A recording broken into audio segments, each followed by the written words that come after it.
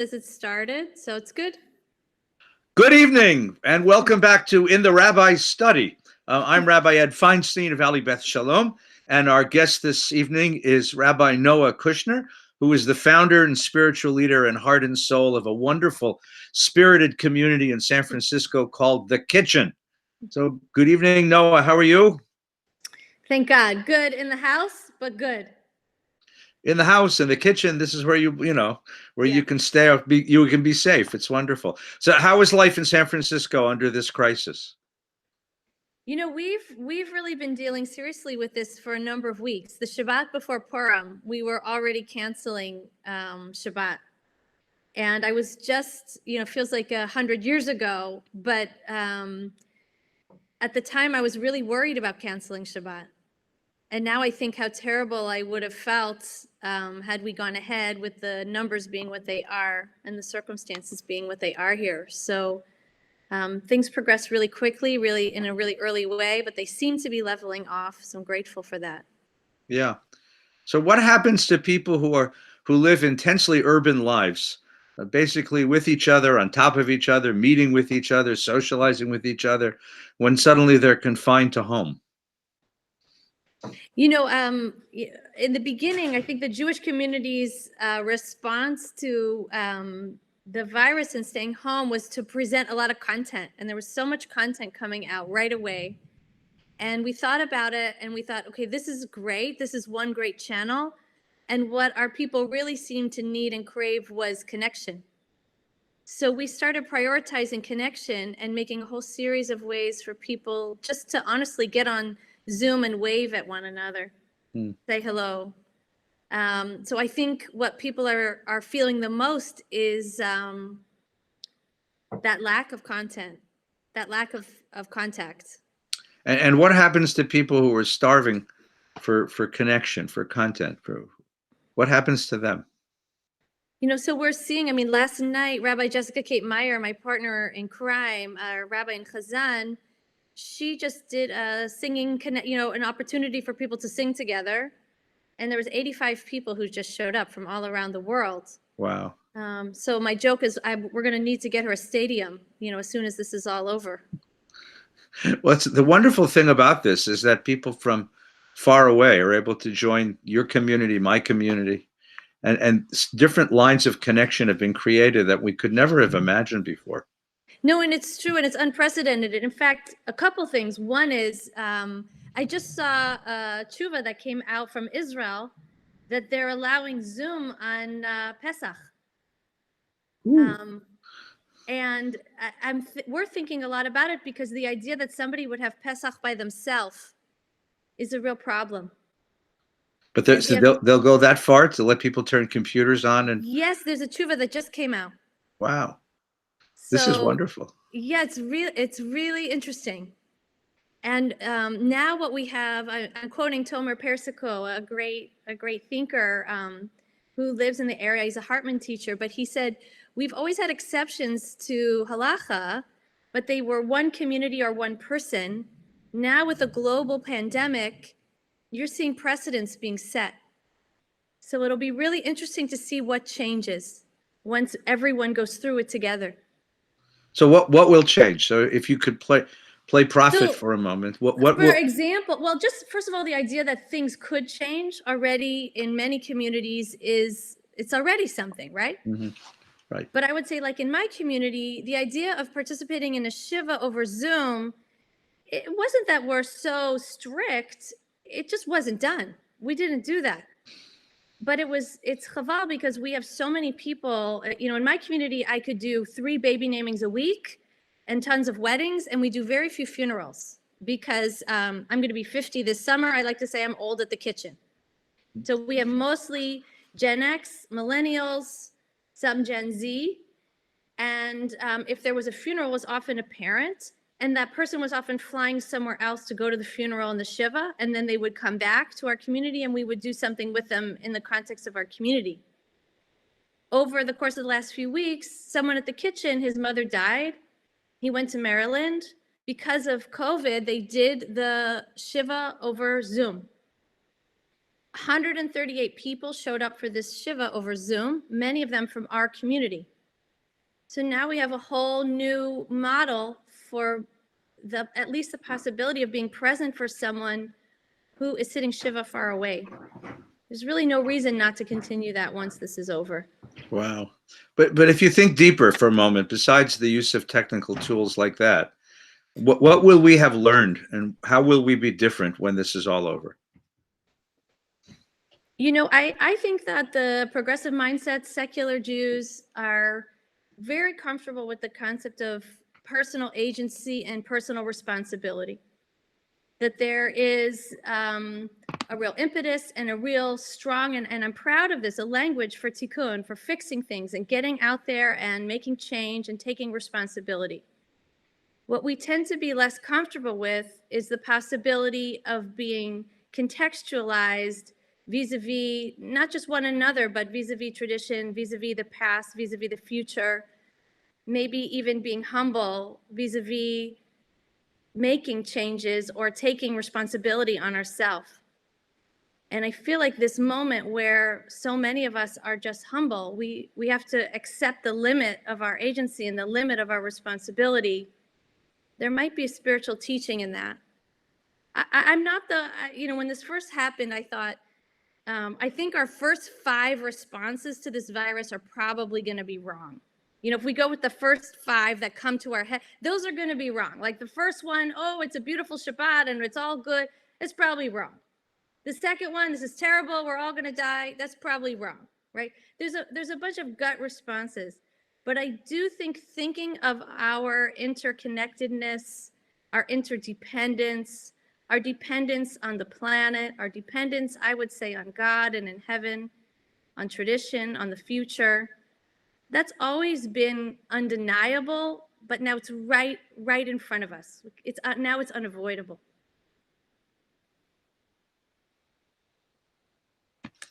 Well, so let's pursue that for just a moment. When you talk about a dependence on God, there's all sorts of interesting conversation going on, at least in the circles that I hang with, on what God means at this point, and where one finds God in this point. So talk about that for just a second. What are you saying to your people when they ask those sorts of questions about the deeper spiritual resonance of this? One of the things that I've noticed is, of course, we love to be face to face. And then once we were committed to staying at home or asked to stay at home, there was this sense of we could replace the face to face with Zoom. And we were given 2 choices, face to face or Zoom. But we as religious people or people of faith know that there's a third modality that's neither Zoom nor face to face. And there's a way to be close to one another and to God that's certainly not over Zoom, and it doesn't even always require us physically gathering. We are close to God in prayer. We're close to God. It's not on Zoom. It's not face to face, and we've cultivated that modality. So I think this is a moment for building on that idea, on that experience that we've maybe had in some prayer or in spiritual settings, where it's possible to be very close to holiness, to spirituality, without needing face-to-face, without having face-to-face. I've been watching the way that the world has responded as a world. So to me, the phrase "Chei Olamim" caught me as I was davening the other morning. You know, that there is some sort of, I don't know, it sounds like Star Wars, I suppose. There's some sort of force that unites all the living around the planet, and that this disease has attacked us all, even those of us who are healthy and well. And we live to be confined in my house is not such a terrible thing. I'm about 99.9% of the universe would be very happy to be confined to a home like yours or like mine. You have 3 little girls at home, so it's harder. But there is a sense in which we resonate with each other's destiny, and we feel each other's pain, and we feel the struggle. And so there is a sensitivity now, I think, on a world scale, which I haven't felt in a very long time, in a very, very long time. You feel that as well? Yes, and I think what I also feel is we've been very unaware that we're constantly measuring things in terms of proofs and measurables and in the language of the marketplace and in the language of commerce. And we slide right into that without even realizing it, without even being aware that we are, how many people liked it, how much did people pay for it, how many people were there. And now we're in a moment where, yes, you can get online and measure a lot of things, but many things we can't predict and many things we can't measure. And the feeling that we have of being alone it's more ineffable. And I think we're realizing how limited some of this vocabulary can be for measuring some of the most powerful things in life. That's beautiful. That's a beautiful way of understanding it, especially because you watch the news, and it's more a financial crisis than a health crisis, and more a financial crisis or a political crisis than a personal crisis.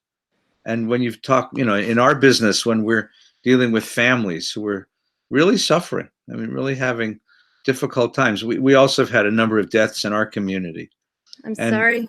well, it's part of the rhythm. Thank God none of them have been COVID, but the problem is that you can't hug the mourner. Yeah. You can't gather the family in the living room to spend 3 hours talking about Papa's life. And there is something that's been taken from us. And now we recognize what it was or what it is and how precious it is. It's been remarkable. One of the things we're thinking about now is Pesach, which is almost upon us. So Pesach is going to be very different this year. If you can get into the supermarket and buy matzah, that's already a triumph. But families are not going to be able to be together in the way that we have for so many generations. So what are you saying to your community this year about making Pesach? We're just starting to think of it, but overall, I feel like the reason religion has so much to say for this moment is because religion is okay saying this is the world as it is, but it does not, the moment that you see before you does not describe the entirety of the world. That's the idea of transcendence. So for example, I was teaching last week that Rashi is talking about how we were encamped, and Rashi says that actually, when we are encamped and it looks as if we're staying in place, it's actually part of the Masa. It's actually part of the journey. He says it's the same because why? Because when you're encamped somewhere, you're stay at home, I said, you're actually at the beginning of your next leg of your journey. You're in a stage. So you may be, for all physical realities, for all eyes to see, it looks as if you are stuck, but actually, according to Rashi, according to Torah, you're on your way somewhere. You're moving somewhere. You don't know it yet, but you're going on the next leg of your journey. You've begun. And so I always think about the past few years for Pesach. I say that the Haggadah is like getting a playbill and the reviews and some props, maybe some snacks for a theater performance that you don't have. The Haggadah is a lot of insights about a show, but it never tells you the show. I like to do, and then later I learned that David Hartman used to do this too, which made me feel even better about it. I like to just take the book of Shemot, the book of Exodus, and I just want to tell the story. If we get to the extras of the Haggadah, even better. But I find that actually many of our people don't even know the story. They don't know the story of the midwives. They don't know the story of kotzer ruach, of not being able to speak, of being so afraid that you can't even dream of another reality. They know the story of many babies. They don't know the story of babies being thrown in the Nile and nobody protesting because it was so normal. They don't know the story of Moses looking this way and that to look for any sort of justice in all of Egypt and not finding any. These stories before COVID, during COVID, after COVID, these are our stories. So I want to try to figure out the best way to get these stories told on Pesach. And we were joking internally because We don't have a whole lot of rules in San Francisco. But the one rule we have, partly Dafka because we're in Silicon Valley, is we don't use phones on Shabbat. The kids know, like if there's someone has a phone on Shabbat, I will literally take it away. You know, we turn everything off. This is a very technological city. And on Shabbat, we keep Shabbat together and we don't have phones. So all of a sudden COVID happened. We said the one rule that we are trying to, you know, how are we going to work with this? Many synagogues are live streaming and that's beautiful for them. For us, we didn't do it.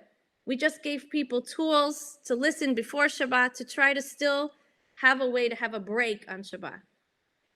But for Pesach, we're really wrestling and wondering, how could it be that somebody would sit in their home? We have many people who are single. How could they sit in their home alone and have to tell the story to themselves?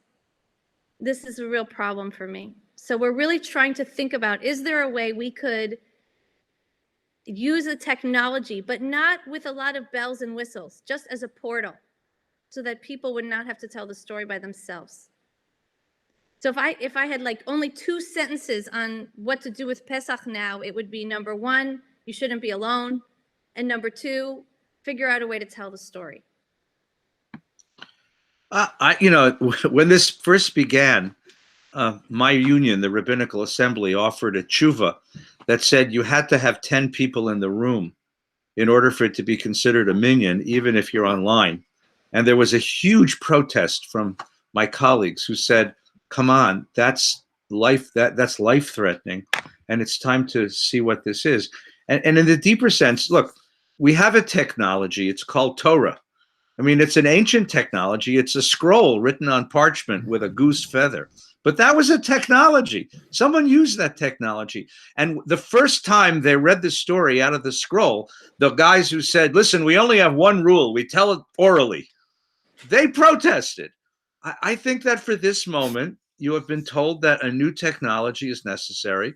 And God has graciously provided both Zoom and Google Hangout and all these other tools and FaceTime. I think that especially to connect people, you have a heter to do this. And I think that you look past, or rather you look through the technology. Yeah.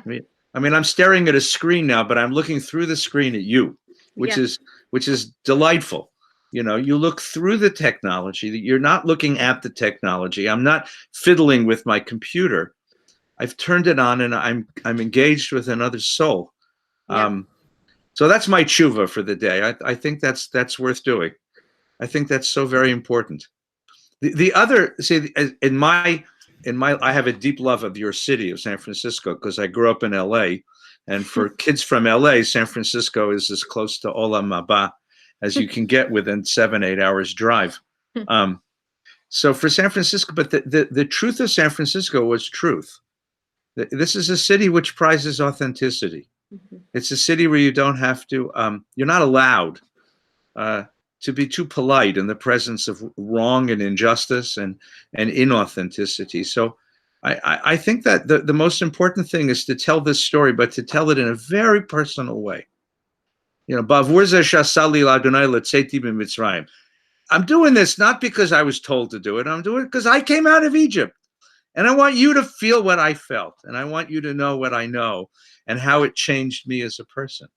So I'm giving the kitchen my hechsher here. I want you to appreciate that. No, right. I think that's exactly right. And then I think there's a political reality to it also, right?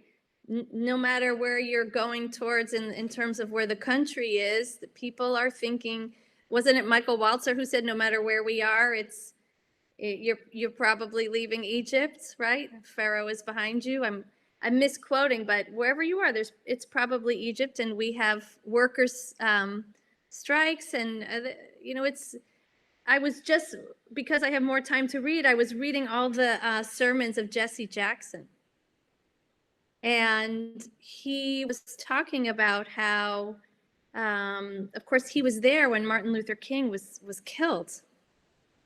And in fact, he was standing on the ground level when Martin Luther King came out on the balcony and said, put on a tie for the dinner they were going to. And he was joking with his teacher, I don't need a tie. And that was the moment.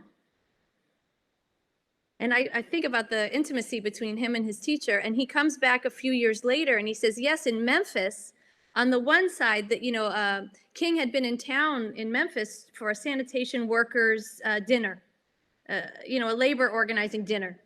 He said, I came back several years later and the sanitation workers were on one side of town commemorating King. You know how? They were having another organizing dinner.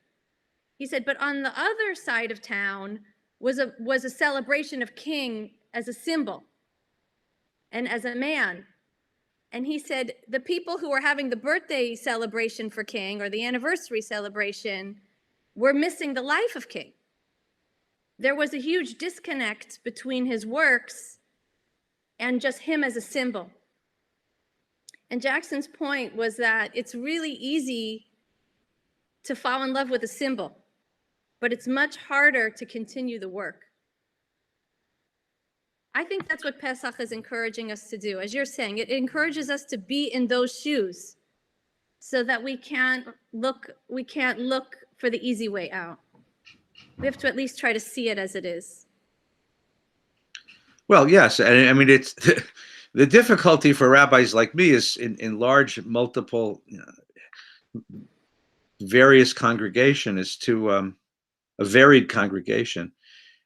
The political messages of the story are, to me, so very powerful. Pharaoh is havanit chakmalo, he says. Let's be wise about this.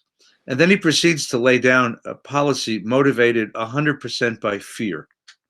It's us against them, he says. And they're too many for us. And here is the king who rules the world. I mean, there's nobody bigger than Pharaoh. That's right. And the whole motivation, and in the end, the whole flaw is this ferocious fear. This ferocious fear. I mean, I've always wondered, Moses comes to Pharaoh and says, look, I want a 3-day furlough to go out to the mountain and worship God. And if Pharaoh had said, sure, go, just come back in 3 days, like you said you would, what would have got, what would we have done then? Right. I mean, but there's such fear in him. And that, I don't know, let's stop there because it'll get political from here on in. But there's such, what happens to a great power when its principal motivation isn't to construct something glorious in the world or to raise the level of its populace, but rather to act out the fear that its leaders project. That becomes a deep part of the story. No, a wonderful part of the story. There's this great midrash where Moses and Aaron go to Pharaoh to basically say, like, God has said, let my people go. And Pharaoh is like, well, where's my present? You didn't bring me a present. And they say, well, our God who is your God anyway? He wants to know who is your God? What?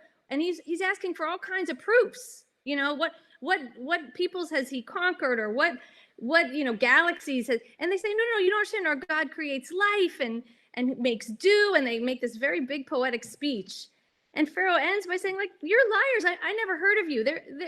I don't know this God, right? And it comes back to Torah. I don't know this God. And out here in Silicon Valley, I like to say, it's okay if you're not sure if you believe in God or not, as long as you're not God. When Pharaoh says, I don't know this God, what he's saying is, I am God. And so, there may be fear underneath, but what's presenting is a certain kind of omnipotence. I'm in charge of everything. That's why the irony of the Pesach story is it's his own daughter who is the one who brings Moses into the house. It's interesting that even though he presents this very strong edifice of pure security and power, there's cracks. There's always cracks. And there's subversive moments where people are allowed to bring hope and freedom into the picture. Well, it's the women. I mean, there's 5 women who saved the world, right? It's the birth mother, the adopted mother, the sister, Shifra and Pua, the 2 midwives. It's the 5 women who are on the side of life and all the men who are on the side of death. And then there's that marvelous scene in the 2nd chapter where Moses grows up and stands on the portico of the palace and has to decide, as the old Union song went, which side are you on, boy?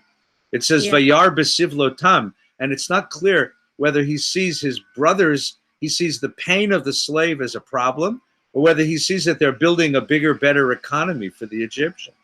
That becomes the issue. So you grew up in a rabbi's house. What's Noah Kushner's favorite part of the story, or of the Haggadah, of the Seder?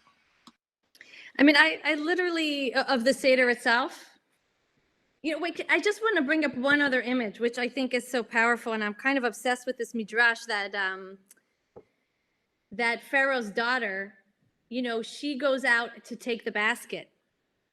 And the rabbis want to know, why is she going out into the Nile? Like, first of all, why isn't she bathing in the palace?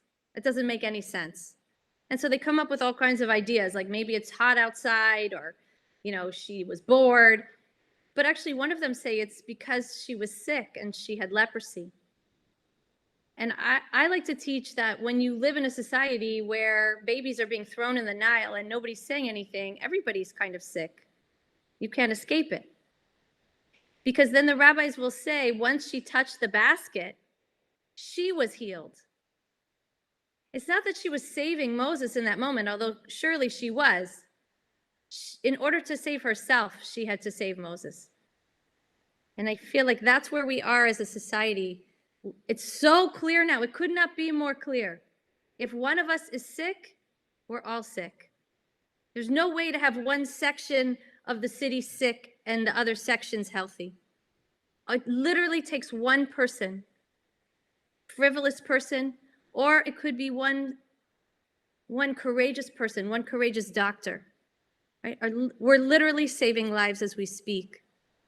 So I think maybe that's the image for the Seder this year, is if we are Bat Paro, if we are in the Nile, are we going to try to save ourselves, or will we reach out for that basket?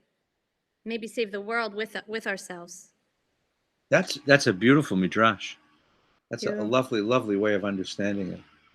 I mean, what I love, that chapter, the word ro'eh, resh aleph hey, occurs 11 times. And it's all about what you see. Because nobody saw slaves. Slaves were invisible.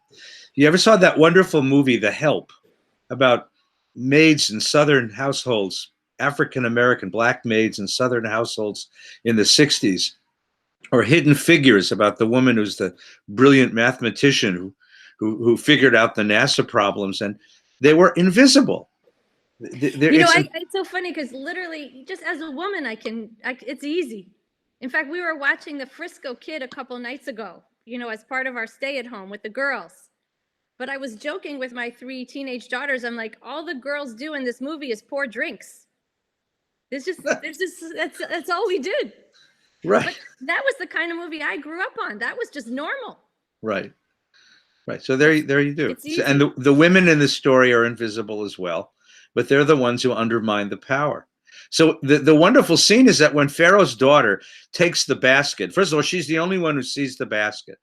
So she's surrounded by her, her Secret Service coterie, and she's the only one who sees it. And they bring it to her, and the wonderful thing is that you wouldn't need to open the top of the basket to know there's a baby inside, right? But it doesn't say that. It says she opens the basket and she sees him, and it breaks her heart. Her heart is open. It's the most beautiful thing. She looks at and in case you wonder what she sees, she says, "This is a Hebrew kid." Yeah. She doesn't see him as an enemy of the state, as a pollutant, as an alien. Yeah. She doesn't see us and them.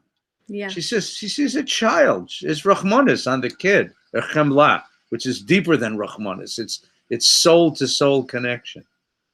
And I think you're the one that taught me, or pointed out to me, that the midwives, we don't know, they could be Hebrew, they could be Egyptian. Yeah, that's an interesting Hebrew, the Hebrew language at that point. I studied with Harold Schulweis for many years. So for us, they're Egyptian. These are the first rescuers, because you have to know that you have moral allies in the world. You're not alone in the fight for what's right. And the tendency of Jews to say that we're morally superior is undermined by the idea that you wouldn't be in the world at all if it hadn't been for 2 really courageous rescuers who were Egyptian women. It's a beautiful story. Love it. It's a beautiful story.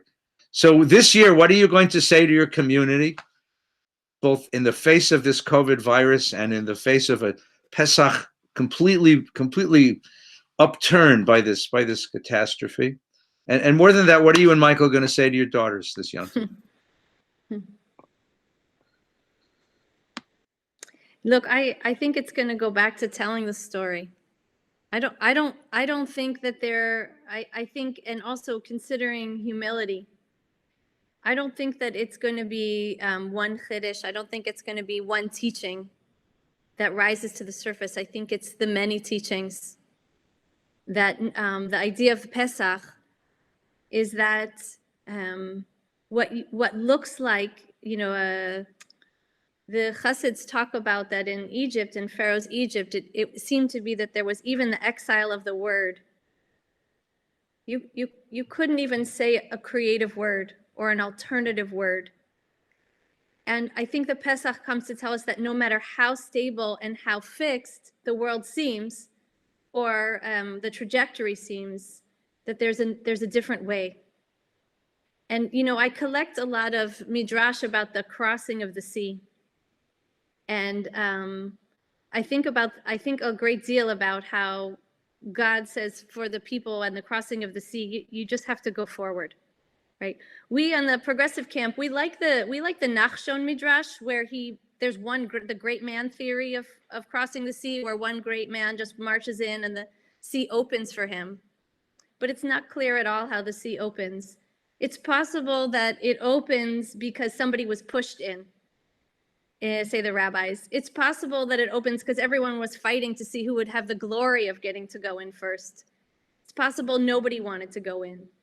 It's possible, the Chizkuni says even, that we all marched in, and this is one of my favorites, and we all marched back out on the same side.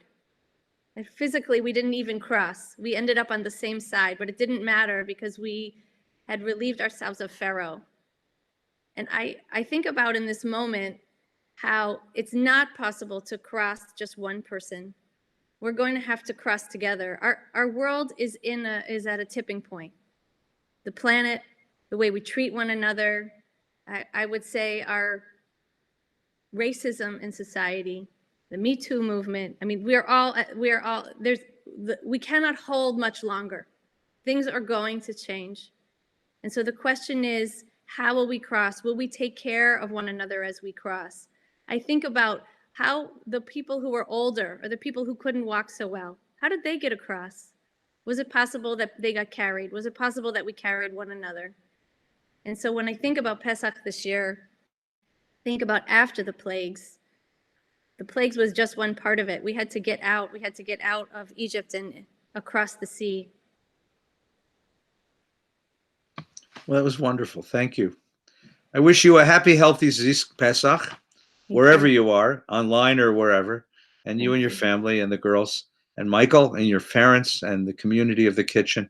And thanks for spending some time with us. My pleasure. My pleasure. Take care.